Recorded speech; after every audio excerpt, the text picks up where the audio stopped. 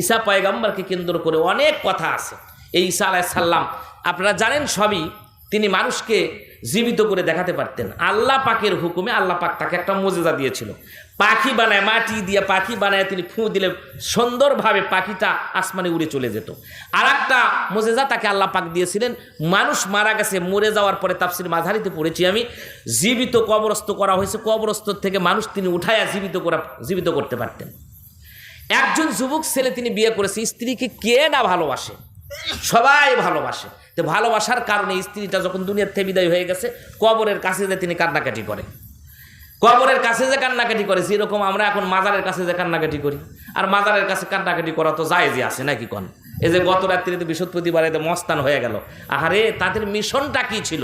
তারা আসে, তিনি মাহি সোহার রহমতুল্লাহ আলাই, শাহ সুলতান বলখি রহমতুল্লাহ আলাই, তিনি মাছের পিঠের উপরে চড়ে তিনি ইসলাম প্রচারের জন্য আসছে। তার খানকা নাই, বাসা নাই, বিল্ডিং নাই, গাঁজা নাই, মদ নাই, জুয়া নাই, কিচ্ছু নেই। তিনি আসে ইসলাম প্রচার করলেন আমাদের এখানে বাংলাদেশে। আর আমাদের কিছু সন্তানেরা ওখানে জন্মের গাঁজা খাওয়ার জন্য যে গত রাত্রিতে খায় চলে আসলো। এরাও দাবি করতেছে যে আমরা আল্লাহর পাগল হয়ে গেছি। অতই সহজ কথা বলেন, ঠিক বললাম না ভুল বললাম? প্রিয় হাজরিন, তিনি চলে গেলেন। ঈসা রুহুল্লাহ তিনি যাচ্ছিলেন, দেখার পর তিনি দেখতে পারলেন যুবক ছেলে কবরের ওপরে তিনি একেবারে অমায়িকভাবে কান্নাকাটি করতেছে। কারণ এই কবরটা থাকার জায়গা নয়, একদিন না একদিন আমরা এই পৃথিবী ছেড়ে কবর নামক জায়গায়, এই বাড়িতে আমাদের সবার ঢোকা লাগবে। কথা বলেন, ঠিক বললাম না ভুল বললাম? প্রিয় ভাইয়ের আমার, ঈসা রুহুল্লাহ তিনি দেখতে পারলেন যে লোকটা খুব কান্নাকাটি করতেছে। ঈসা পয়গম্বর তখন তাকে ডাক দিয়ে বলেন, এই যুবক ছেলে, এখানে কান্নাকাটি করতেছো কে? কি হয়েছে? বলে, হুজুর আমার স্ত্রী দুনিয়ার থেকে বিদায় হয়ে গেছে। তা আপনি ঈসা পয়গম্বর, আপনি যদি এই আমার স্ত্রীটাকে জীবিত করে দিতেন, আমি আমার স্ত্রীকে প্রাণ দিয়ে ভালোবাসি। ঈসা রুহুল্লাহ বলল, দেখো স্ত্রীদেরকে অত ভালোবাসতে নাই। খয়রিহি অশাররিহি মিনাল্লাহি তাআলা, ভালো হোক আর মন্দ হোক, যা হয় সব কার পক্ষ থেকে হয়? আল্লাহর পক্ষ থেকে হয়। তো তোমার স্ত্রী চলে গেছে, স্ত্রীর মহব্বতে এত পাগল পারা হয়ে গেছো, এত স্ত্রী ভালোবাসো না, আবার যাও আবার বিয়ে হবে। বলে, হুজুর যত কিছুই কন, আমি আমার স্ত্রীকে প্রাণ দিয়ে ভালোবাসি, আমার স্ত্রীও আমাকে ভালোবাসে।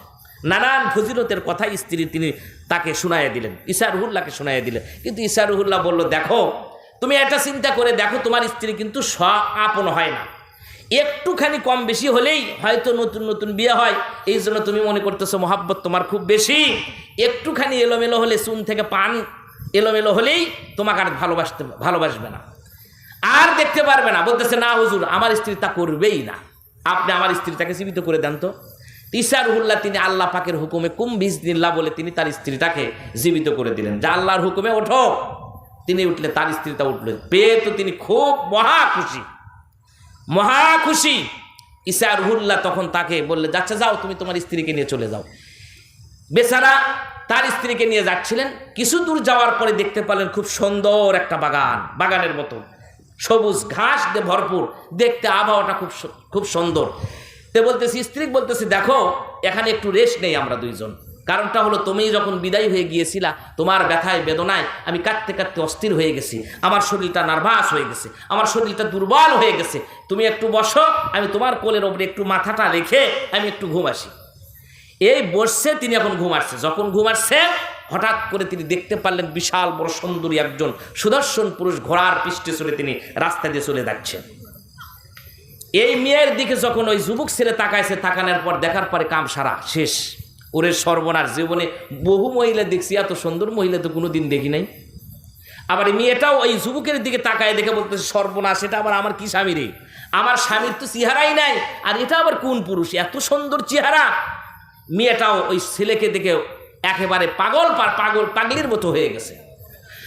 আবার ভাইয়েরা, দুইজন যখন দুইজনকে দেখেন, দেখার কারণে দুইজনের মন মানসিকতা চেঞ্জ হয়ে গেছে। মেয়েটার স্বামীটার কাল্লাটা জমিনের ভিতরে রেখে ওখান থেকে দৌড় দিয়ে তিনি তার ঘোড়ার পৃষ্ঠের উপরে উঠলেন। রে ভাইয়ের আমার, ওটার পরই যুবক ছেলেটা ঘোড়াটা নিয়ে যখন দুইজন মিলে চলে যায়, যাওয়ার পর তার সাথে কথোপকথন শুরু হয়ে গেল।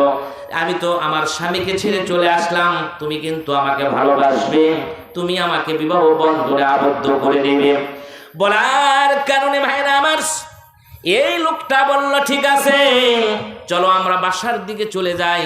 তারা যখন দুইজন যাওয়া শুরু করলো, একটা বাজারের ভিতরে যখন তারা ঢুকেছে, এই দিকে আল্লাহ রাব্বুল আলামিন এই যুবক ছিলেন, তার ঘুমটা আল্লাহ পাক ভেঙে দিলেন।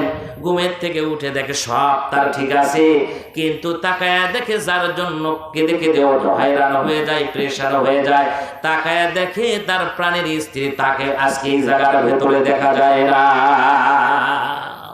সব ঠিক আছে, আমার যা ছিল তা ঠিক আছে, কিন্তু তাকায় দেখে, চতুর্দিকে তাকায় দেখে না আমার স্ত্রী নাই। কেন আমার স্ত্রী নাই? কেন? হেরে গেছে, স্ত্রীটা হারিয়ে গেছে। অনেক সময় হয় না এরকম? হয় না? অনেক জায়গাতে এরকম হচ্ছে। মার্কেটের ভিতরে মাহফিল শুরু হয়ে গেছে, মেলাত গেছে শালিক নিয়ে, দুলাভাই দর করতে করতে শালি এইদিকে হেরে চলে গেছে, আছে না নাই? পরে খুঁজলে দেখা গেল কি হচ্ছে, কই শালি হেরে গেছে। শালি যদি হেরে যায়, এই বেচারা বউ লিয়ে গেছে আর বউ হেরে গেছে। হতে পারে না? পারে না বলেন তো? এত ভালোবাসা, এত ফজিলতের কথা ঈসা রুহুল্লাহর সামনে বলে দিলেন তিনি। দেখা গেল শেষ পর্যন্ত স্ত্রীকে এত ভালোবাসে, স্ত্রী হারিয়ে গেছে। এরপরে তিনি চলে গেলেন, যাই সর্বনাশ, আমার এখানে কোনো লোকজন কেউ কি একজন আরেকজনকে জিজ্ঞেস করতে? না, বলে না, কেউ দেখি নেই এখানে, তো কোনো মহিলা কি দেখি নেই। আসলে মহিলা তো একজন নিয়ে চলে গেছে। এরপরে তিনি হাঁটতে হাঁটতে চলে গেলেন বাজারের কাছে। বাজারের কাছে যখন চলে গেছে, যায় দেখে যে একজন লোককে তারা সব ঘেরাও করে রাখছে। ওরে সর্বনাশ, যুবক ছেলের চেহারাও বড় সুন্দর, তারপর সাথে একটা সুন্দরী নারী, বিশাল বড় লোকজন কারবার সব একত্রিত হয়ে গেছে। বেচারাও ওখানে যা হাঁটি হাঁটি পা পা করে উপস্থিত হয়ে গেছে। যখন তিনি উপস্থিত হয়ে গেছে, উপস্থিতের পরে বলতেছে, এই তুমি আমার বউকে নিয়ে চলে আসছো কেন? বলে স্ত্রী বলতেছে, না, আমি তোমার স্ত্রী হতে চাই না, আমি তো স্ত্রী হব। এই যে দেখতেছো সুদর্শন যুবকের, তো বলতেছে, দেখো আমি তোমাকে কত মহাব্বত করি, কত ভালোবাসি। তুমি না দুনিয়ার থেকে বিদায় হয়ে গেছিলা, কুল্লু নাফসিন যায়িকাতুল মউত, তোমার মৃত্যু হয়েছিল, আর মৃত্যু থেকে দুনিয়ার পালানোর কোনো অধিকার নাই। আমি ঈসা রুহুল্লাহর সাথে সাক্ষাৎ করি, ঈসা পয়গম্বরের মাধ্যমে তোমাকে জীবিত করছিলাম, আল্লাহ পাক তোমাকে আবার জীবন দান করছে, তুমি না আমার স্ত্রী। বলতেছে, না, আপনার কথা ভুল, আপনার কথা রং, আমি কেন আপনার স্ত্রী হতে যাব? ওই যে দেখেন আমার স্বামী এখানে দাঁড়িয়ে আছে। দুইজনের কথা দুই রকম হয়ে গেছে। এই দিকে লোকজন বেশি দেখার কারণে ঈসা পয়গম্বরও তিনি বাজারের মধ্যে এসে উপস্থিত হয়ে গেছে। বলেন আল্লাহু আকবার। এটা বউ ফিরে পাবে না পাবে, এটা জানার দরকার আছে না নাই?